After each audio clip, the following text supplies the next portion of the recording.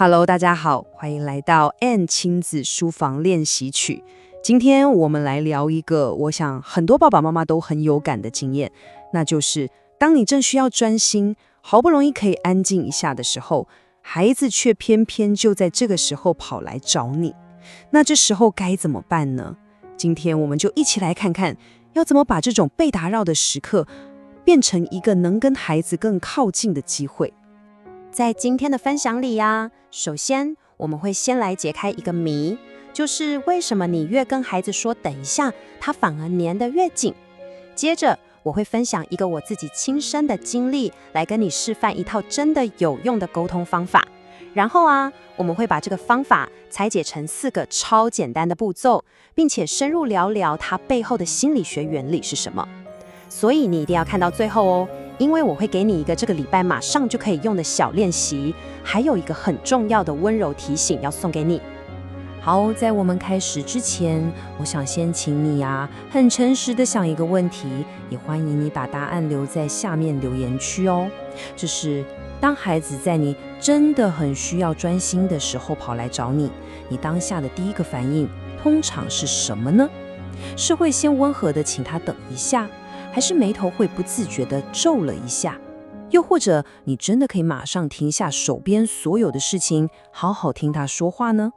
好的，那现在就让我们来聊聊这个主题的核心，也就是这个打扰的悖论。这听起来可能有点怪，但你有没有想过，为什么我们最常讲的那句“等我一下”，往往会得到反效果，反而让孩子更坚持，更想要你立刻听他说话呢？其实这背后是有个很关键的心理学概念，叫做心理抗拒。这个概念很重要，因为它告诉我们，孩子这么做真的不是故意的，也不是要跟你作对，这是一种非常非常自然的人类本能。就是说，当我们的大脑感觉到自己的自由，尤其是表达的自由，好像被限制了，被拿走了，它就会本能地产生一股反作用力，更想要去做那件被禁止的事情。你看哦，这张图就很清楚了。当我们嘴上说的是等一下，但在孩子小小的耳朵里，他听到的可能不是妈妈需要时间，而是我现在不可以说话。当我们说你没看到我在忙吗？他心里感受到的可能是我的需要不重要。你想想，一旦他接收到这些讯息，感觉到那扇表达的门被砰一声关上了，那大脑的本能反应当然就是更用力的去敲门咯。所以你看，问题的关键就在这里。孩子跑来找你的那一刻，他内心最深层、最单纯的需求，说穿了就是只是我想被听见。如果这个需求没有被温柔的接住，它并不会自己消失哦，它反而会像滚雪球一样，越滚越大，变得越来越急迫。那孩子当然就会很自然的用更大的音量、更频繁的打扰，来确保你真的有听见他。好，那说了这么多，我想不如直接分享一个我自己的亲身经历。就在不久前的寒假，有一天我真的没办法，必须带孩子去上班，而我当时手边正好有一件需要高度专注才能完成的事情。这个故事会让你很清楚地看到，一段由4句话组成的对话是怎么样完全改变了当下的气氛跟结果。你可以想象那个画面哦，当时我的孩子在另一个房间很安静地在玩他的手作，结果没多久他就突然很兴奋地跑出来，站在我旁边，整张脸都发着光，超级期待地想跟我分享他的新作品。坦白说，我心里第一个冒出来的念头真的就是现在不要讲。但是过去这几年的练习帮助我在那个瞬间踩了一下刹车，选择了一条不一样的路，也就是我今天要跟你分享的同理4合对话。我的第一句话听起来超级简单，而且完全没有任何的评价，我只是很平静地把我看到的说出来。我对他说，你跑出来找我说话了。这句话听起来很中性，对不对？但它的作用其实很强大，它让孩子在第一秒就感觉到妈妈看见我了。接下来第2步就更进一步了，我说出了他行为背后的情绪，还有那个很正向的动机。我说，我知道你非常兴奋，很想要跟我分享你刚刚做的手作品。这句话就像一把钥匙直接打开孩子心里的那扇门。他感觉到的是，哇，妈妈懂我，不只是看到我做什么，还懂我心里在想什么。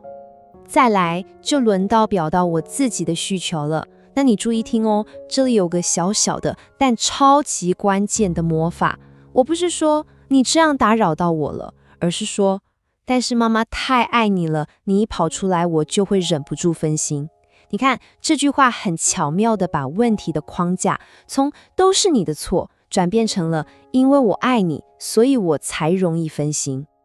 最后也是最神奇的一步，就是邀请他加入我。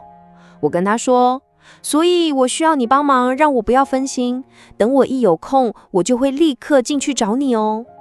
我不是在下指令，我是在邀请他当我的神队友，一起来解决这个问题。那结果呢？说真的，连我自己都有点惊讶。他听完之后，只是愣了一下，然后点点头说了一声“哦，好”，接着就自己转身走回房间了。整个过程完全没有任何争执，没有哭闹，就是这么平静，而且充满了合作的气氛。因为他那个最核心的想要被看见、被连接的需求，在第一时间就被温柔地满足了。好，刚刚的故事听完了，是不是觉得很神奇？现在我们就来把这个魔法对话拆解开来。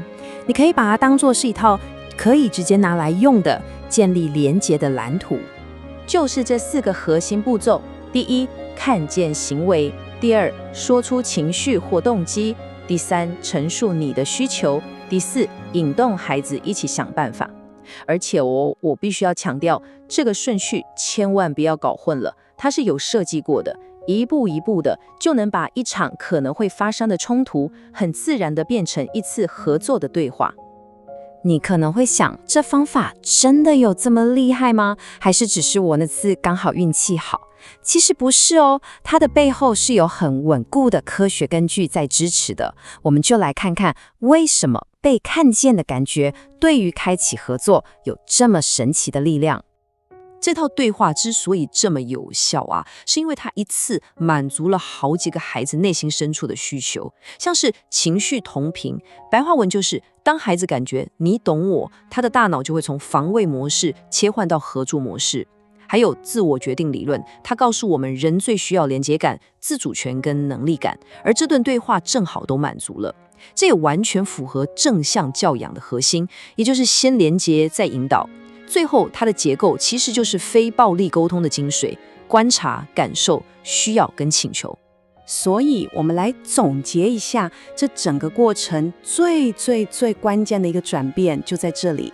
你透过这短短4句话，很巧妙地把孩子的角色从一个打扰我的人翻转成了一位帮助我的人。孩子不再觉得妈妈因为工作不要我了，他反而会感觉原来我这么重要，我正在帮妈妈的忙。那内在的合作动力就这样被自然而然地打开了。好的，听了这么多，是不是也想马上试试看？别急，我们一步一步来。接下来，我想给你一个这个礼拜就可以马上开始的简单练习。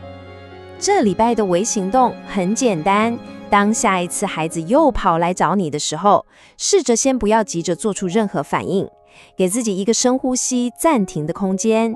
然后试试看完整地说出这4句话，请记得哦，不用给自己压力，不用追求100分，你只要像个观察家一样，静静地去看看孩子的反应发生了什么样的变化。我相信你一定会有很惊喜的发现。好，现在让我们再回到最一开始的那个问题，在了解了这个方法之后，想象下一个画面。当孩子在你需要专心的时候来找你，带着我们今天聊到的这个新工具，你现在可能会怎么回应他呢？这个回应又可能会如何改变你们之间的那个瞬间呢？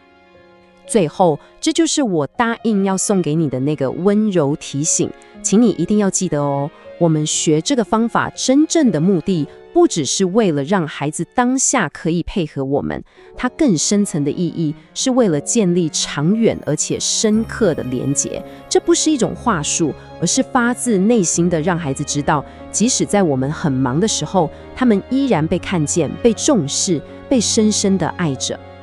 如果你觉得今天的分享对你有一点点的启发或帮助，我也很诚挚的邀请你订阅 Ann 亲子书房练习曲这个频道。在这里我会持续分享更多温和而且实用的教养练习。你的订阅对我来说真的是很大的鼓励，也是我们创作更多内容的最大动力。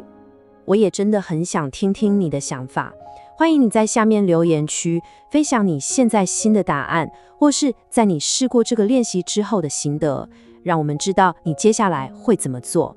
非常谢谢你的时间，我们下次见喽。